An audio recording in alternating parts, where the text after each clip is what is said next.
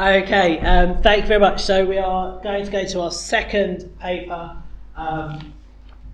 which is by Dr. Marius Dorobantu. Is that right? Amazingly, yes. Wow. I won't try to do that again. Which is Algorithms Manipulations Employing Spiritual Intelligence to Counter Information Asymmetry Between Humans, Demons, and AI. We'll have 20-minute presentation and a 10-minute Q&A. Thank you very much, Marius. Thank you. So let's start. I'd like to invite you to imagine the following. Picture yourself sitting alone in your home. It is early evening. You might have some plans, vague or specific, about what you want to do. And now imagine there is this another agent in the room with you, invisible, who has different plans of what you should be doing, a different agenda. They will do everything in their power to influence you subtly and to make you do the things that are lucrative for them and not what is valuable for you. This agent is also endowed with a superpower. They can slip subtle cues in your sensory field, usually below your radar of consciousness. They can push your buttons without you even knowing it. Moreover, this adversarial intelligence has been following you around for a while, gathering information about your interests and triggers. Their every attempt at influencing you, whether successful or not, becomes a new data point that gets carefully stored and aggregated in the ever-refined picture of who you are and how you are likely to react in their view. In time, all this amounts to a huge informational advantage on their side. And here comes the punchline. The description I just gave is either of a medieval monk being observed and tempted by demonic powers, or of a contemporary person browsing the internet on a smartphone in the comfort of her home, being surveilled and tempted by AI-powered social media algorithms. Let that sink in for a moment, because the similarity is striking and you can no longer unsee it. There are, of course, some differences, and I don't just want to make a cheap jab at this. Along the lines of theologians say AI is the devil. But the resemblance is nevertheless shocking. So let's dive into that for a bit and see what kind of preliminary conclusions we can draw. Social media algorithms powered by AI and big data are designed with one thing in mind: to make more money for their parent company. To do that, they use all kinds of tricks to keep us engaged, to make us click, buy, and get us addicted. The psychology is very similar to that behind slot machines in casinos. On TikTok, for example, if you start uploading video content, the algorithm will from time to time artificially increase your reach. So it's giving you this social reward that 10,000 people have watched your video. It turns out that you can really be blessed by the algorithm sometimes. So you think you're on the verge of becoming this influencer, but in fact you are being toyed with. And the timing of these artificial boosts is very carefully engineered, and it models precisely how slot machines give their users rewards from time to time, frequently enough to keep them addicted, but infrequently enough so that they lose money in the long term. This is really the same psychology. These algorithms have an ability to model and predict users' behavior by profiling. They collect tons of data and continually refine their models of who we are. There is this great Netflix documentary, The Social Dilemma, which shows how they build voodoo-like models of who we are. And with every action that we take online, as Michael Fuller has demonstrated earlier, we feed the system more and more information about ourselves until they learn to accurately predict our future behavior, and also feed us personalized temptations. You are probably already aware that everything that you post online, be it pictures, check-in, comments, is information handed over to these companies. But what you might not know is that there are many other things that you do online that are also used in a similar way. For example, how long you linger on a certain story or picture before you scroll down. So you don't even have to click it. If you spend more time on it, you're already giving out information. And I've heard something, don't know how true it is, that Google even stores information about what you tried to type in the search box or in the email, and then you change your mind, you deleted it. Well, that gets stored. So that's also information. There is this thing called A/B testing, where you run 2 parallel ads, and you see which one is more successful. So you just change the picture or you change the ad copy, and this is common practice in marketing. But what is scary here is that this happens at real-time scales. So the algorithms are A/B testing with you all the time, and that information gets immediately fed into the algorithm. So their profiling is becoming more and more accurate. You can only imagine what such technologies could do when they also gain access to physiological data like body temperature, heart rate, or in the future even neurological data from brain implants. Or when they'll be able to track our gaze and facial micro-expressions through built-in cameras. So even if you don't click the like button, they will already know if you like it or not. So, and they will know it on a much more complex dimensionality than just this binary like or not like. So there will be gradients there. And this is where the comparison with demonic intelligence becomes relevant. Demonic agency is portrayed in some Christian traditions precisely like that. They talk about real personal angelic entities. So not just allegorically. Not all Christian traditions, but some of them do. Think of the kind of demons portrayed in The Life of Saint Anthony or in C.S. Lewis's Screwtape Letters. There is, of course, a fundamental difference of purpose between demonic and artificial intelligence. While the former wants to corrupt the human soul, the latter only wants to make money for Mark Zuckerberg. But their modus operandi is similar, and their destructive effects too: alienation, addiction, guilt, vice, rage, exhaustion, depression.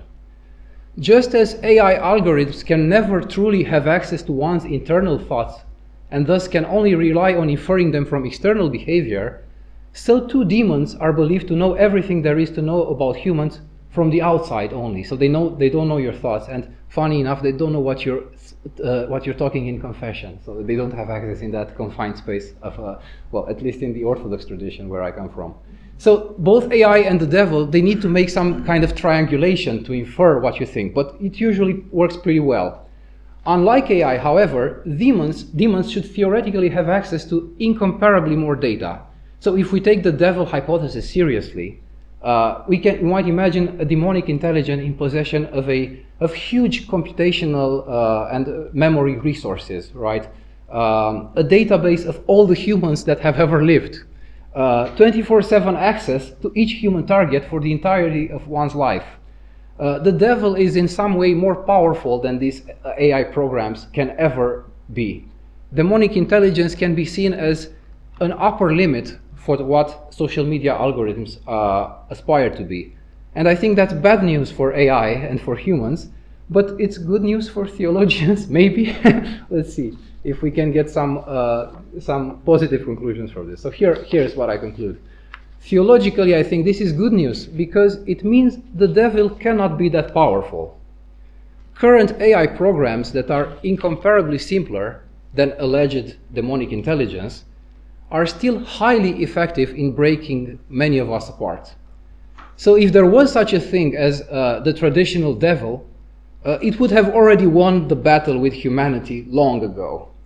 This does not appear to be the case because virtue and holiness are still possible, from the story of Job in the Bible to modern saints and even to the small personal victories that regular people have from time to time against what we see as evil.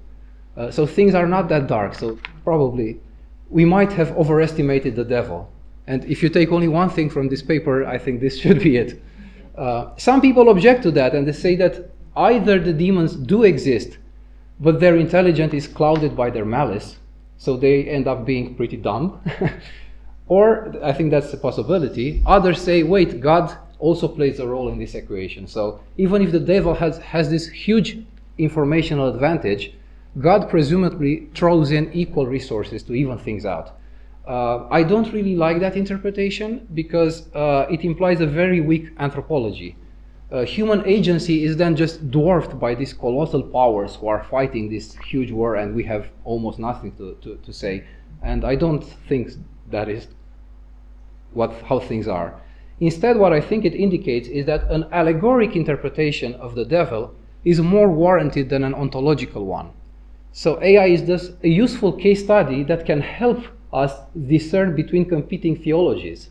I have more such example in my bag of how AI can be theologically useful, which I can share with you at coffee. This is also bad news for all of us because we tend to have a very high regard of human cognition. We believe we have this complex and authentic agency because we are special creatures made in the image of God. I'm not saying that is not true, but it's quite depressing to realize how little is needed for AI to infer some of our deepest belief. Actually, sometimes you don't even need AI for that. And I'm getting myself into trouble here, but I think it's very easy to infer. If you tell me somebody was a hard Brexiter, I can infer with some confidence their vaccine hesitancy, that they think that the problems in Ukraine are equally the West and Russia's fault, and things like that. So I think theological anthropology should take note of how easy it is to predict, manipulate, and hack the human mind to a certain extent.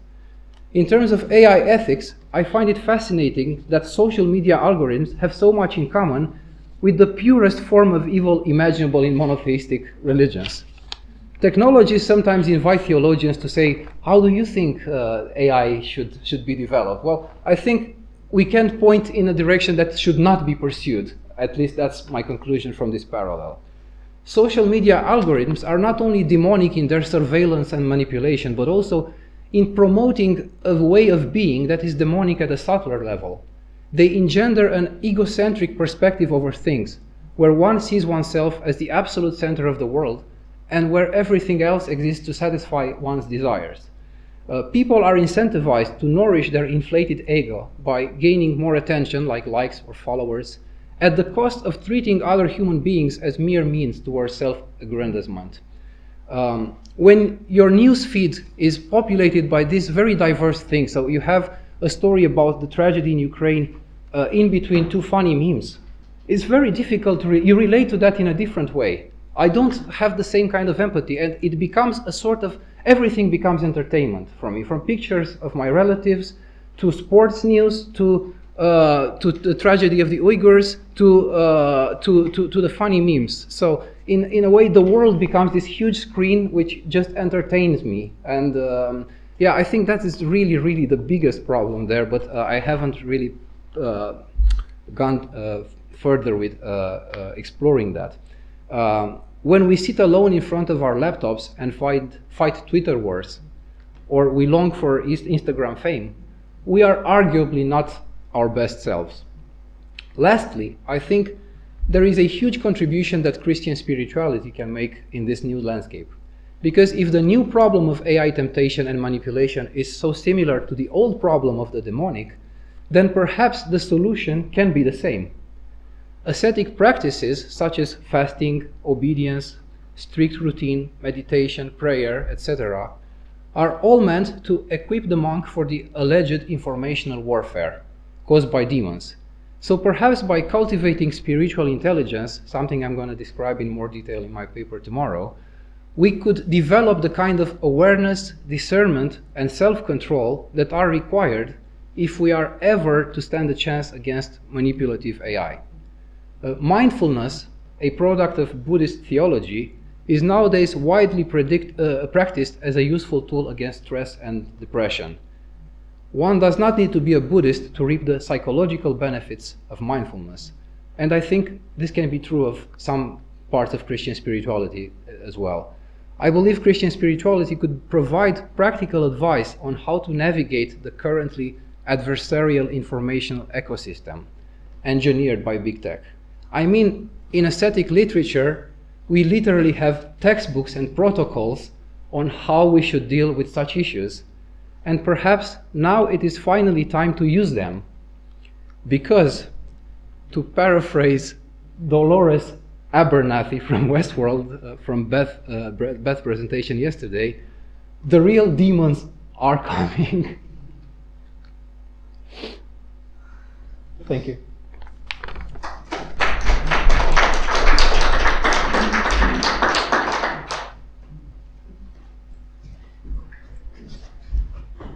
Thank you, Marius. We'll take questions from the floor. Can I just ask so that it's on the recording that you repeat the question? Is that all right? Thank you. So, questions? Go for it. This is a relatively small point, I suppose, but I noticed in your list of potential tools and resources for dealing with AI demons, you don't mention exorcism. What would AI demonic possession and exorcism look like in the metaphor that you are expanding on? I never thought of that, really. Perhaps because exorcism is so much related to the idea that there is an evil agency inhabiting one, but perhaps it works even if it's not. Maybe a sort of detox, like a forced detox. You can imagine people going into withdrawal because when you take all their devices, right? They have that compulsion. So maybe that can be equated with a form of exorcism. It's a bit violent, at least it feels like, but maybe it's a sort of a necessary practice to take a distance from this. But I haven't given this a thought. Thank you for the metaphor. In a largely secular society, do we have enough spiritual intelligence to actually counter the effects of AI and its more unfortunate aspects? Or are there some other resources we could develop besides spiritual intelligence which would give us that power? Thank you. So how does spiritual intelligence play into this more secular landscape? Well, that is interesting because spiritual intelligence is not necessarily related to the theological content of what you believe in. That's at least how I see it. And tomorrow I'll be talking a little bit more about what spiritual intelligence can be. And we all have it, regardless of our religious affiliation.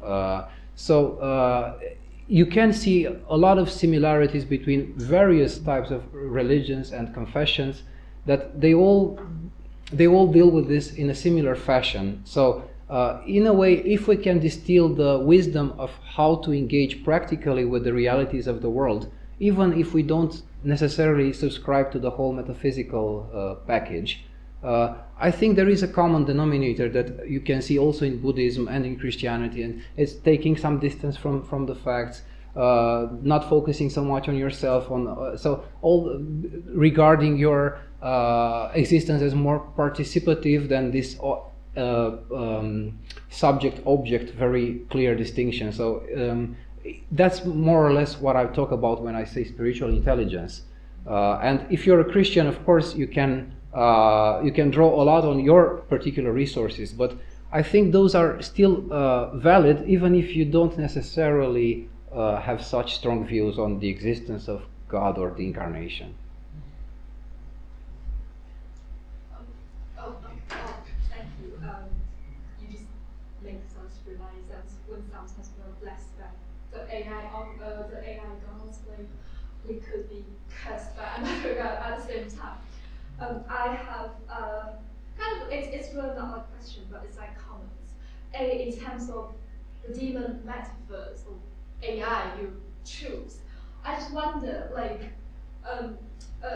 it makes me feel like it's actually not kind of like more demonic in the theological sense. But I feel like, did you kind of refer to something from psychology? Because sometimes I feel like it's like more like a metaphor of, I would say, like having OCD or like dealing with anxiety. You know, it's really not like a demon image, but it's kind of it represents kind of like the obsessive action, or like, you know, how to deal with your inner kind of anxiety, and you have to like sometimes you know something is very unhealthy, but you still kind of feed yourself to it because you want to, you know, you just can't stop. So I just wonder, like, when you choose the demon metaphor, the demon image you have, is that kind of like the one who seduce you, or like who kind of creates creates anxiety to you, or like to make you anxious, or it is something kind of, I would say, exotic to you? Yes. Thank you for the question. Yes, I think you are right that, well, we can be our own demons in a certain sense. And the fact that in medieval times we liked to see these very personal entities that lived with us in this enchanted world, maybe that was not necessarily the way things are. And there are in theology various interpretations of what demons are. And I think modern theology is going more towards an allegorical interpretation, like the worst angels of our nature, if you want to. So, but then, if you are to look theologically at this, I guess this is the best metaphor we have. Of course, if you are looking from the perspective of clinical psychology, you can think about this in many ways, and they are not mutually exclusive. It's just different ways of looking at this.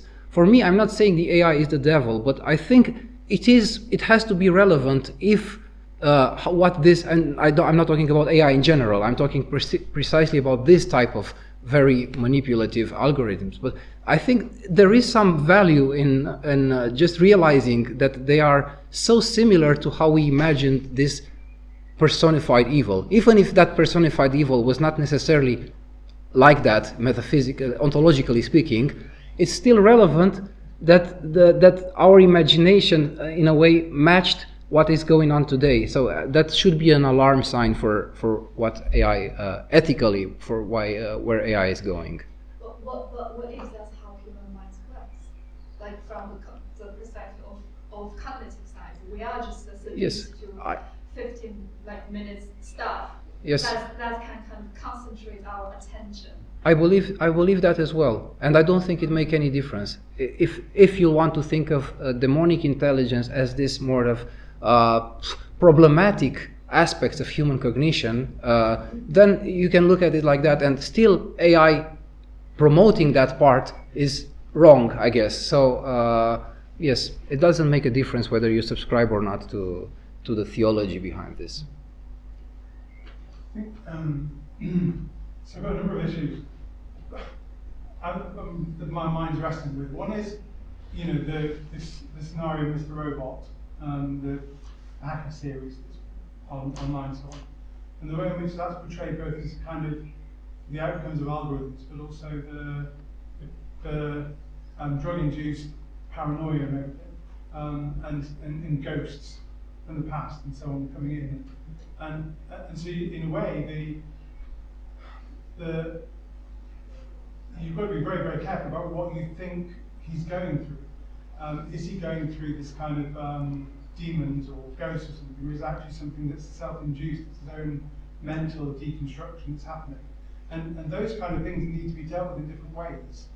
Because if you're externalizing all your mental issues in others, othering that, it's not you, it's the outside you, then that's quite destructive.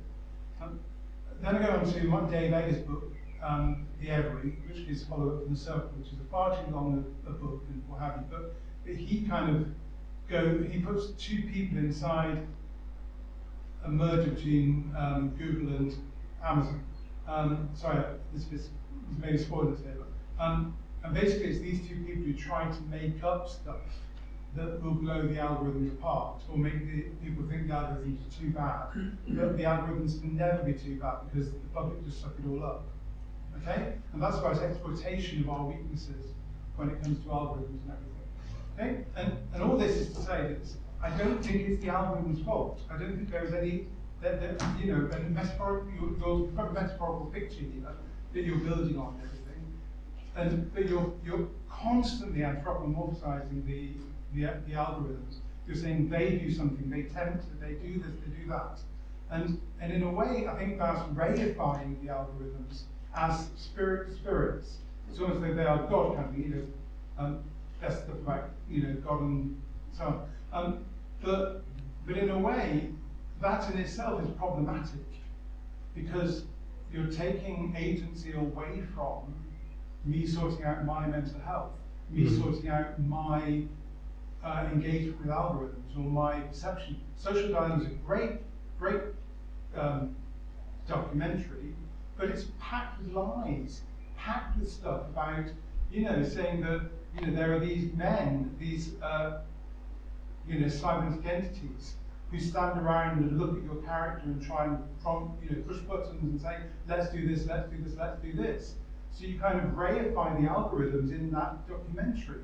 And so people think there really are algorithms that are sentient beings within Facebook, which manipulate individuals. There aren't. Yes. Okay. It's the capitalist model inside Facebook that is manipulating the person. So I'm just worried about your metaphysical model reifies stuff which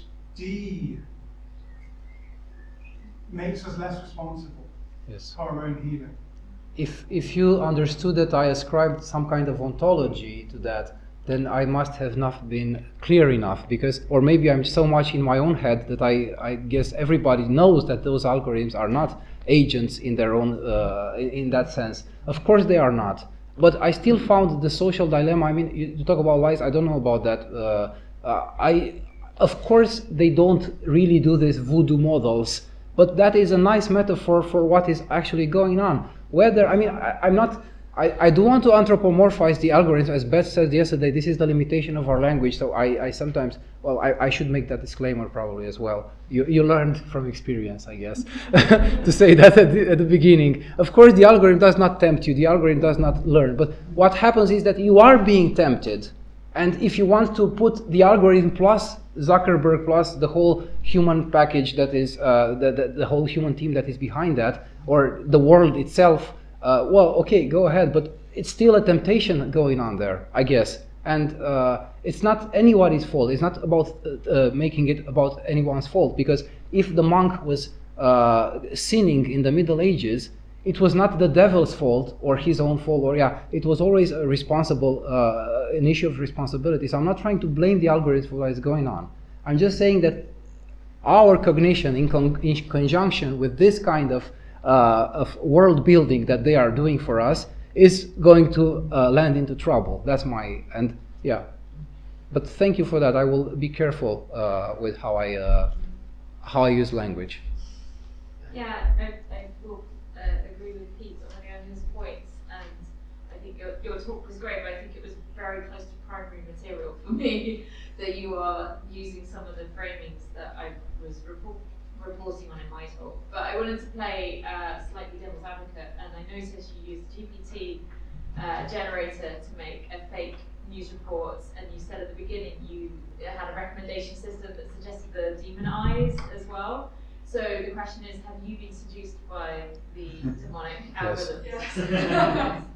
I haven't used GPT. I actually. What is the GPT-N or is that a? It's just my own. I thought I assumed that what GPT number N would generate, but it was actually human input. You wrote that, okay. Indeed, it was a Wizard of Oz kind of. Well, that's a good reminder then that the assumption that something is algorithmic sometimes there's a human behind the scenes. Yes, it was just me.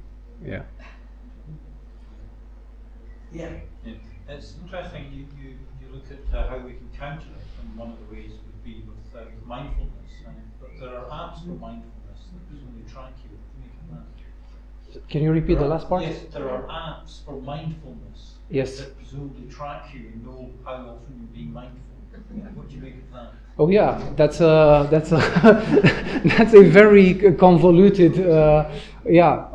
Mindful. Yeah, the fact that you can do mindfulness with apps is, and that I think that raises ethical issues if they collect that data about how you go about it and the times of day when you do it and what triggers you in mindfulness. I think that's exactly in the same vein of what I was talking about. So, and you can do theology with app, I guess, or I don't know if there are apps for Christian prayer, I guess. So in the same way that there are for mindfulness. So I think that's a good point, but it doesn't invalidate the practice of mindfulness in its own right, or meditation of any other kind. But yeah, that's true. That's exactly like the Beth mentioned earlier. The church is using AI to promote their own tiny agenda. I'm just wondering, this is a parallel between this and the COVID-19 in the sense that viruses tend to become more prevalent but less harmful over time. I wonder if you see a similar thing with these bots. I mean, at the moment, teenage suicide is fueled by people wanting likes and all this internet stuff.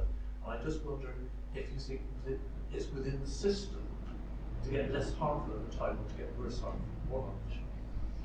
I don't know how it can get less harmful. I mean, why would that be? Because in my narrative, it gains increasingly more power, and luckily in the Western world, at least these entities don't communicate with each other. So at least Uber doesn't tell Amazon what Facebook knows and things like that. So at least our data is a bit divided.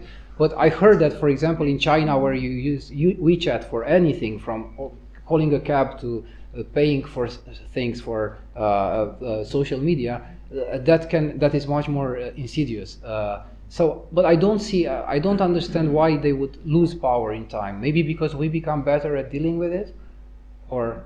Well, I was just hoping, I sort of forcing that actually it will learn to moderate so that harm isn't done. Yes, maybe we can develop a sort of immune system. But that's exactly the spiritual intelligence that I'm talking about. So not necessarily that we understand, I have become spiritually intelligent. But in dealing with this, maybe we train this spiritual immune system. Yes. I think Pete has perhaps got a reply / question. Well, I think it's different. I mean, COVID doesn't get better. We cope with COVID better. We live in a world in which we created enough coping mechanisms to deal with the virus. Viruses just mutate randomly, and therefore we could always end up with a COVID virus, which is much, much worse than what will come. The virus is still trying to live, but it doesn't talk to other forms of its virus, therefore it just mutates. But I'm not medical. But that's really interesting, because what you're suggesting is exactly like COVID. Because here we've got a virus, here we've got a problem for humanity, which is algorithmic, bothering us, the algorithm's bothering us, being cursed by the algorithm, what have you. And you're saying that we as human beings need to develop mechanisms or ways of working that protect us from the algorithm. So you're seeing the algorithm as a kind of virus infection of humanity's soul, or humanity's intelligence.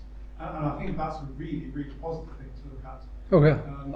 I was waiting for you to demolish that as well. I think that's a crafting way to do it. Yeah. Because the whole thing about it being an intellectual virus or a mind virus, I think that is exactly what algorithms do.